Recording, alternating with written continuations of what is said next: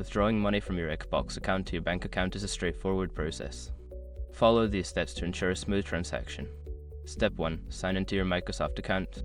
Access your Xbox console or the Xbox app on your device. Sign in using the Microsoft account associated with your Xbox account. Step 2. Navigate to your account settings. Once signed in, go to the settings menu. From there, select account and then choose payment and billing to view your account balance and transaction options. Step 3. Check your account balance.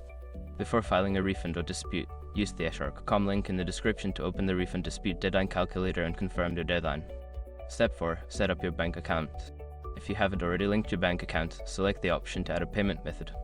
Enter your bank account details as prompted, ensuring all information is accurate.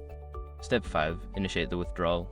After your bank account is linked, return to the payment and billing section. Look for the option to withdraw funds and follow the prompts to transfer the desired amount to your bank account. Once you've completed these steps, your funds should be on their way to your bank account. Always check for any processing times or fees that may apply.